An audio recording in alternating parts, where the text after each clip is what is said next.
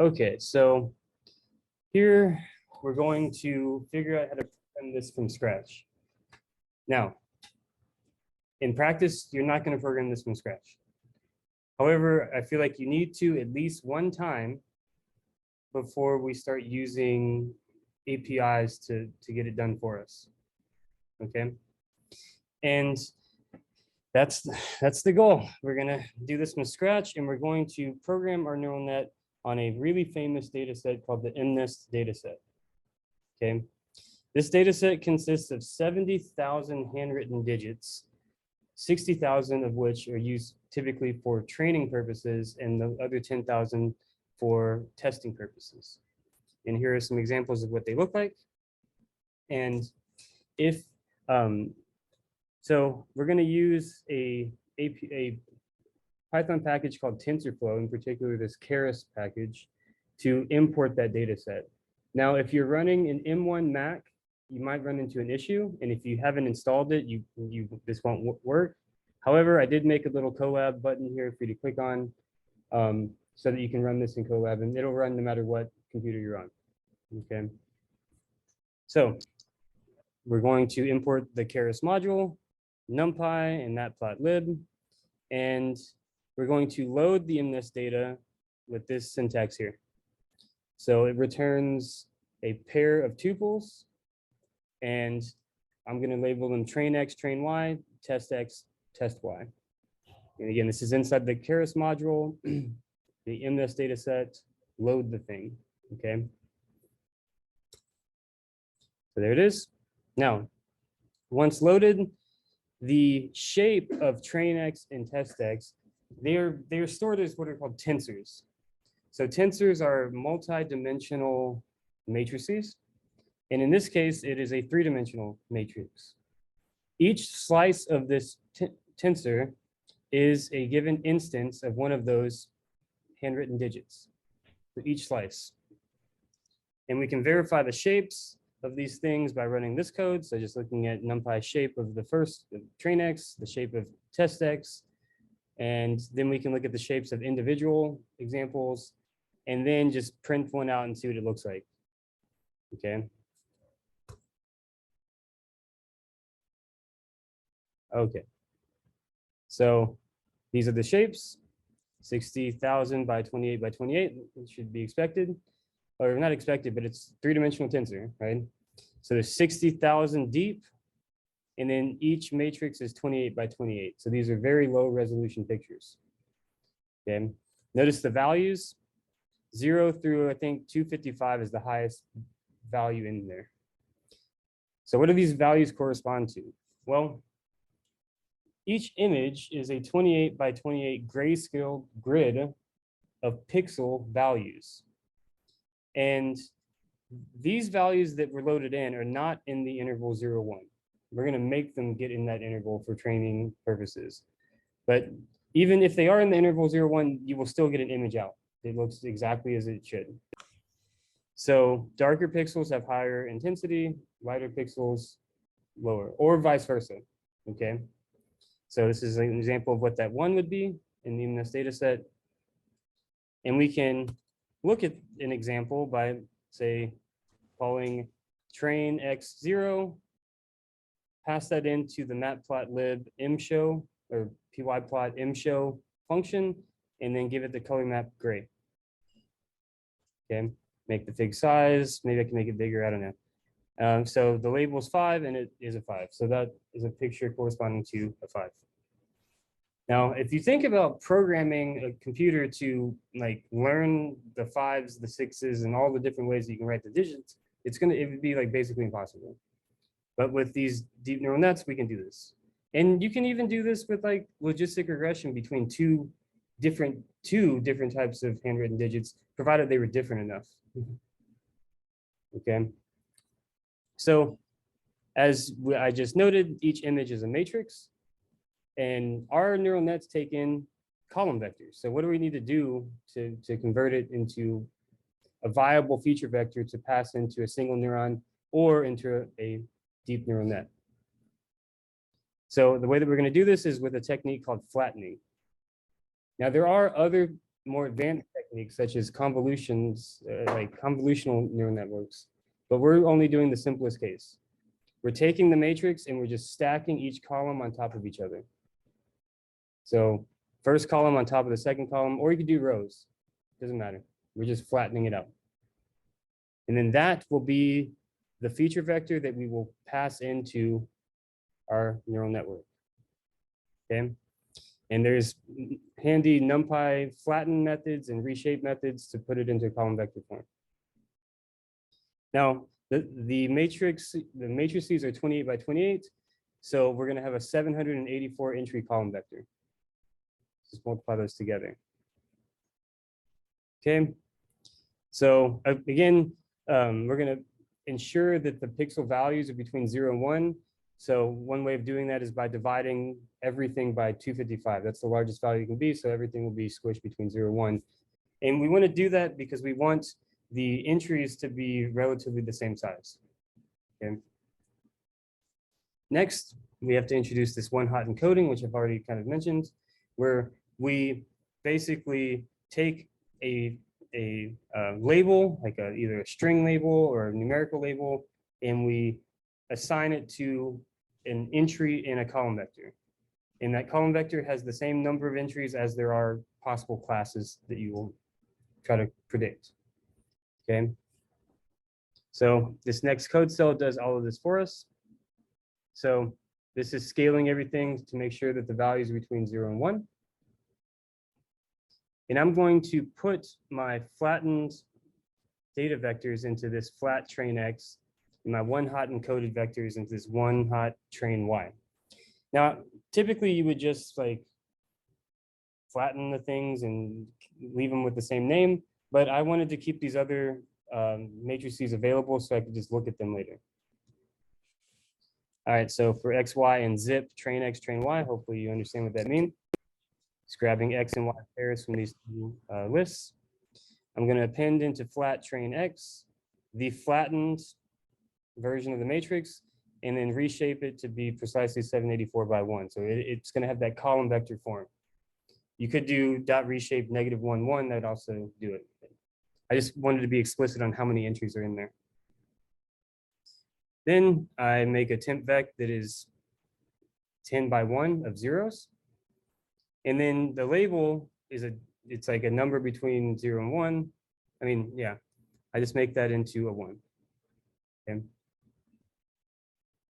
And again, indices start at 0, so that it's going to work out. So 0, 1, 2, just that entry of that vector will be a 1. The others would be zeros. Does that make sense? So like the 5 will be in index, the 5 index will be a 1 for the label 5. And then everything else will be zeros. Okay. I do the same thing with my testing data. That's done. So now we need to build a model. We already pretty much know what our model is going to look like, more or less. It's going to have 784 input nodes, and then we get to choose the 2 hidden layer, how many nodes go into those. And then we have an output layer. And the activation function, we're going to choose as sigmoid, though in practice, people would choose something more along the lines of something called the ReLU function, the rectified linear function. It's basically 0 if the value is negative, and then it's just X if it's positive. Okay, it's like a sharp turn then.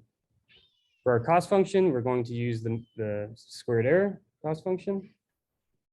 And we're only going to really work on like 1 entry at a time, like we've been doing prior, right? There is a cost function over all of the instances, but to make things simple, we kind of focus in on 1 entry at a time. And we can just add up all those 1 entries total and divide by the total number of entries for the average. Okay, so our goal will be to set up this network architecture and as a Python object, right? And have a method for training and a method for predicting and stuff like that. But before we're going to do that, we're going to get the pieces needed to implement such a model. We're going to like hard code, be very careful about defining the functions and defining the sizes of the matrices, and make sure that we understand that before we try to build a Python class that we could just generalize to. So here are the necessary functions we need: the sigmoid, the derivative of the sigmoid, and mean squared error. And again, derivative of the sigmoid is just sigmoid times 1 minus sigmoid. Okay, so here we're going to initialize our weights with this special function here. And the way that I did this was, this is the number of input nodes. There'll be 60 hidden nodes in the first layer, 60 hidden nodes in the second layer, and we're going to output 10 nodes. Okay, so if you recall in the model that we were looking at, there is no weights for the 0 layer, right? There's only one thing corresponding to that has a 0 attached to it, and that's A0. So to kind of keep this nice and clean, I make some dummy variables to put in the 0 entries of the weight and bias, because there are nothing there, right? And I'm going to fill up these things with matrices. So these Python lists are going to store matrices, and the index which they're at is the layer which they're connected to. So for I in 1 to length of layers, okay. So it's okay. That's, remember, this is non-inclusive, right? So there's 1, 2, 3, 4 in this case. So this will be 1, 2, and 3. That's what I will be in this case, which would make sense. There's like those 3 layers. Okay. Now ignore this business for now. It's multiplying. You know, I'll talk about that in a second. But look at here. I make a temp random from a normal distribution matrix, and layer I, comma, layer I minus 1. Those are the correct dimensions that you need, right? So just like, hopefully this makes sense. So you want a 60 by 784 matrix, because you're going to multiply that with a 784 column vector, right? So, and then the bias is just, it's just simply the number of nodes in that layer. Now this is a handy little trick that I found in a paper randomly, and I forgot where it came from, that I saw sped up learning. So multiplying by the square root of 2 over the number of layers in the previous layer, for whatever reason, it kind of scales all the weights together, right? They're somehow like sequentially related in such a way that when you back propagate through, it helps with training. I really need to find the reference for it. I just remember seeing it in like an archive paper somewhere a long time ago, and I used it one time, and it just sped the thing up a lot. So that's why that's there. And then I append those into the weight and bias vector, and I return weight and bias lists, I should say. All right, feed forward phase. It's straightforward. Pre-activation is your weight times your previous A plus B. So Z is equal to W times your previous A plus B. And then your post-activation, you apply the sigmoid function to that vector. All right, so we're going to initialize A naught to be some entry in our data point, right? So we're going to initialize our weights, which by default, it's going to be 784, 60, 60, 10. So then I grab one of my flat matrices and I give that the name xi. And then yi is the one hot encoded vector associated with that flattened matrix.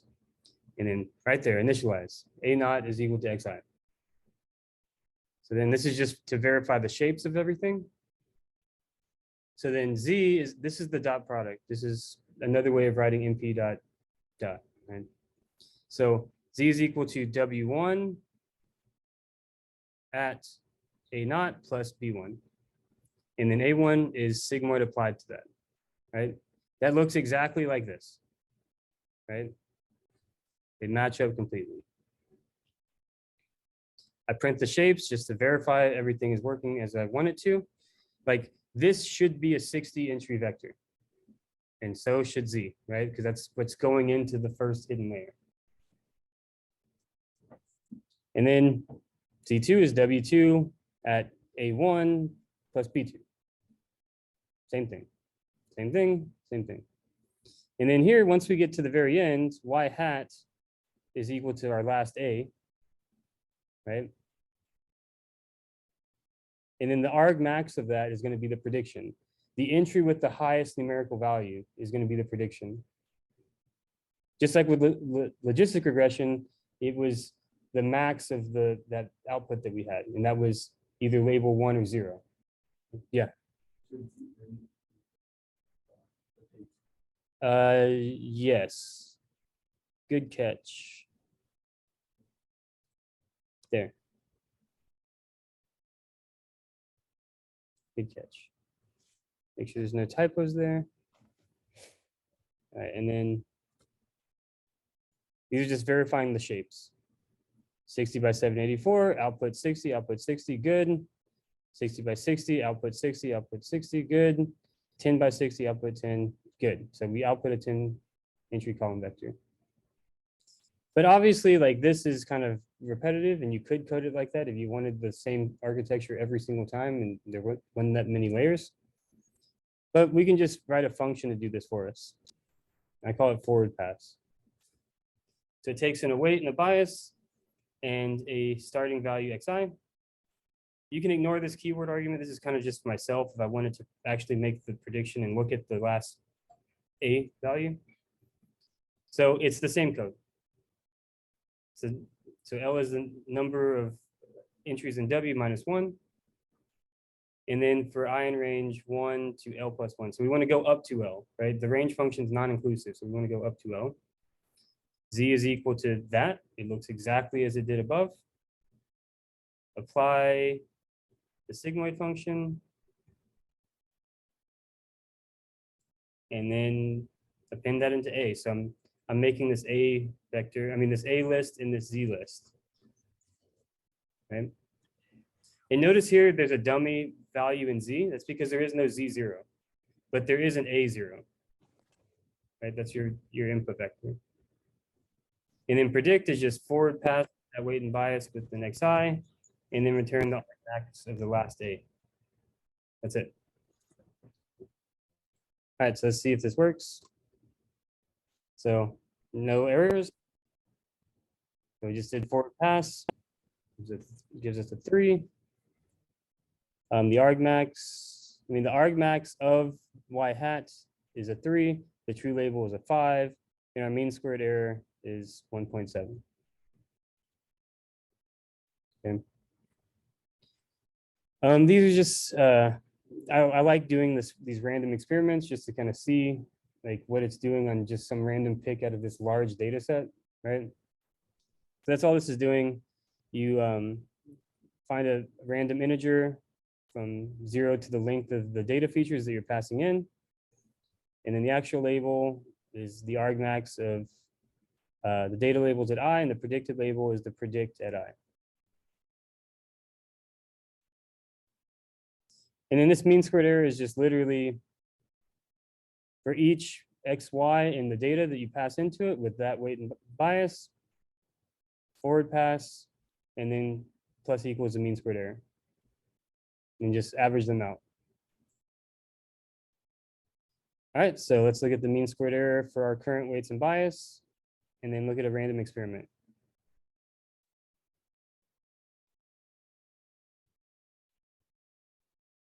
So the average error is 1.5, and it's still not doing anything nice, those weights and bias. Okay, so I think at this point, we're probably ready to like write a Python class to implement these things. That like even use those functions we wrote above. So we need to somehow do this here. So for each training data point, we're going to feed forward. We have a function to do that.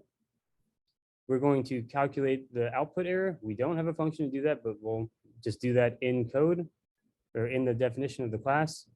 Compute the neuron errors in the hidden nodes. And this is the formula again.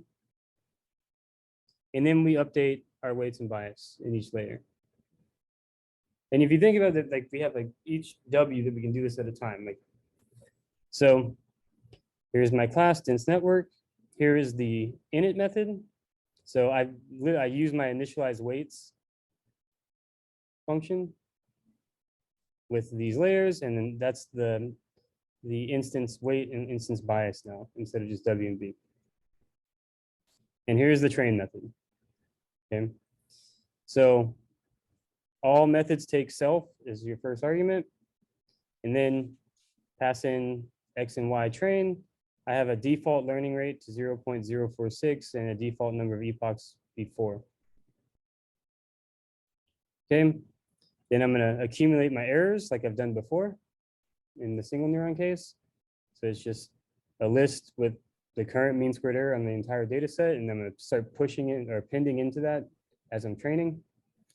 I like to have a little print function to keep track of what's going on to make sure it's actually doing something.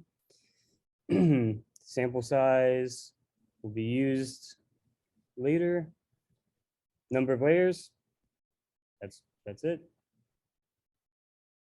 And there's an input layer, but we're not considering that when looking at L. The input layer's label is 0, so we don't need that one. Okay, so for K in range epochs, we're going to loop over each feature label pair. Forward pass, so we're making use of that function we wrote above, and it returns Z and A. So Z is a list of vectors that are the pre-activation values, and A is a list of vectors that are the post-activation values. I chose to use a dictionary to store all my neuron errors. And the reason is because I like being kind of explicit with going backwards. And you'll see what I'm talking about when we're actually like writing the errors down here. So the output error at layer L. So the very last is the difference in your prediction in the label times the derivative of the sigmoid at that layer, applied to, again, Z. So that's what my output error is.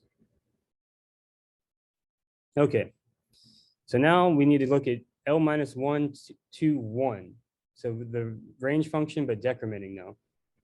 Starting here, non-inclusive, so we're going to 1 and decrementing by 1. Then we say delta's I is equal to exactly what we derived earlier. The weight matrix at I plus 1 transpose times the errors at I plus 1 times the sigmoid at that layer. Right? Again, we're using the errors from before and we're passing that back in. All right, so once we do that, for I in range 1 to L plus 1, again, there's no 0 here, so it's 1 to L. Self.weight minus equal learning rate times your error times the coefficient. In the bias minus equal learning rate times 0. And then I append into my errors attribute the mean squared error after that epoch. And at each epoch, we're going through every train and every Y, calculating the gradient at each one. And then I print out the error. And then I have a little predict function, or method, I mean. All right, so I run that cell. I instantiate a dense network object, and I call it net. I use its weight and biases before training to compute the total mean squared error. I want to look at it. And then I make a random prediction using the net's predict method with its weights and biases.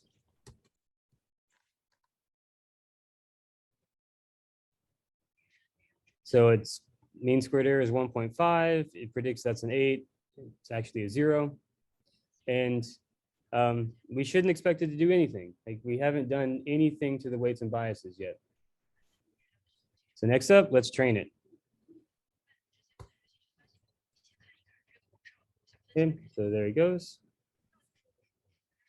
And it takes a little while, especially since I'm computing that mean squared error over all 60,000 of those entries, each epoch, and also calculating the grade. So that's why it's taking a little bit longer. It's because I'm calculating that error. And we can see it dropped immediately. Look at how much it dropped. The error went from 1.45 all the way down to 0.06, 0.7-ish. You can hear my fan starting to spin up. It's because it's a lot of computation, right? But it's going down.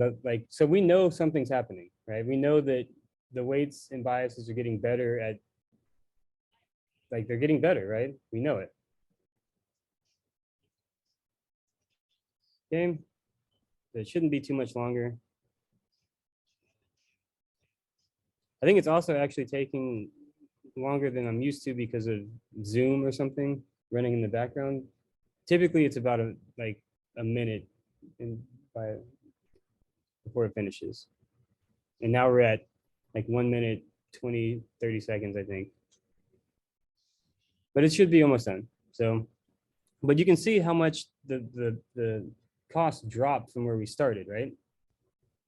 So let's plot our errors. So we've done this before. We make a figure of a certain size. This is how many epochs we had. And we just plot epochs, and then we look at our net errors attribute. And we make little markers to look exactly where the points changed. X ticks, we just want only the epochs on the x-axis. Set our X label, Y label, give it a title. There. So that's the performance of our custom so far with the given layers that we made it, which was, it had 60, 60, 10. So those are the hidden and output layers. So then let's look at a random, it predicts that's a 1, and it is a 1. Do this again. We're just predicting a random entry in our flattened test data.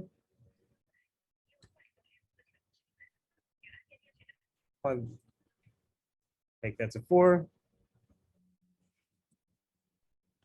5, 0, 6. It looks like it's doing pretty good, right? And this is we're doing it randomly, but there's some really weird ones in here that it'll get that I wouldn't have got. That almost 6, it could have been a 6, but oh, it didn't get that one right. It predicted that was a 9. Interesting.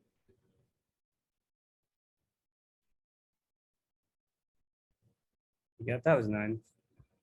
But yeah, you can see that it's this is not random anymore. Its predictions are not random. It has learned a lot, right? So we can look at its classification error, which is just the sum of the number of times it got it right divided by the number of instances. And this is on the test data. Oh, by the way, I didn't mention that. We were predicting on test data. These are pictures that it's never seen before, right? Completely excluded from the training process. And that's what we're going to measure now with this. Sum, take the int of net.predict of x double equals y. So it's a Boolean statement converted to int for each of those points in there, and then sum it and divide by the length. So it's 95% accurate. And it took 1 minute and 20 seconds to train for that accuracy. Okay. Now that should be impressive, right? That's not it didn't take that much work. Yes, there was lots of coding, and you have to understand the theory, but realistically, it's just a little, it's the same idea as the single neuron model. This is the same. Learning rate times your error times the coefficient is what you're subtracting off of your weights. We just have a clever way of calculating the errors going backwards, and that's the backpropagation algorithm. Now, I'm actually curious. We'd have to change some code, but maybe I'll talk about that later. There's another data set called the fashion MNIST data set. It's pictures of boots and shirts and stuff like that. So you could assign each of those to a label 0 through 9. And then once you have that assignment, you can do the same exact thing, and it does well as well. Okay. So That is programming it from scratch. It's not the best class to do this. Like, I don't know, I would like to like maybe customize it some more, but it got the job done. And notice like you didn't have to make a class. It's just kind of nice to have a container for these things. Actually, let's do this one more time. I'm curious. So here, I'm gonna say layers equals to 784 by 120, 120, 120, and they don't have to all be the same. I don't know, I could do this like 145 or something. So now you understand the network structure here, right? That's input, output, and these are your hidden layers there. It's not doing too well. Let's see if how much longer it takes to train. So the other one was like a minute, 20 something seconds. This has a lot more to do now, right? There's lots of more little weights and biases, dials for this thing to turn and update over time. But I suspect it's not going to be too much longer. Then, yeah.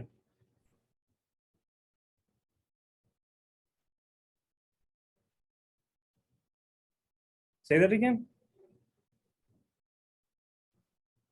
Yeah, we use TensorFlow to download it. It's like a widely available data set that's available through TensorFlow, through PyTorch, and like some other places as well. And the fashion in this is also available through those. Oh, you'd have to, yeah, you'd have to.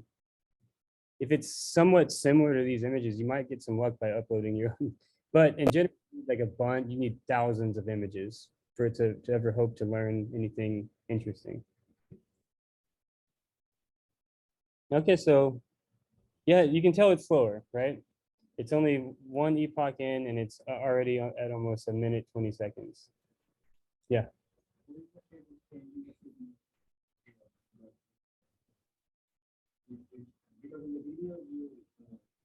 Yes. Yeah, so the activation function can make significant changes to its performance, but literally it's the same thing. Like I use Sigmoid because it was easy, not the same. The algorithm here is the same thing, right? Like if you know the derivative of your activation function, just put it right there and you're fine. And you put your other activation function in the feed forward stage or whatever, it's the same. So like the ReLU, the softmax, there's a bunch of different activation functions to choose from, which would be the types of things that we would cover in a course specific to deep learning, right? We have a lot more to cover besides these neural network things. So I can't go into the details of that, but I think that I'm talking with Dr. Schaefer right now about maybe offering a course in the summer on deep learning and reinforcement learning as like a second part to this course.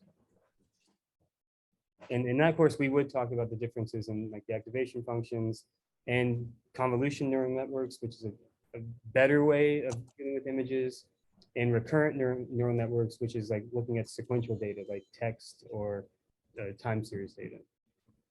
But yeah, you can see, by the way, that adding all those layers didn't really help our cost at the end, right? It did a little bit better, but it didn't do too much better. The previous cost was basically 0.03 as well. In the training, like the error plot's basically the same, and it will have like similar performance.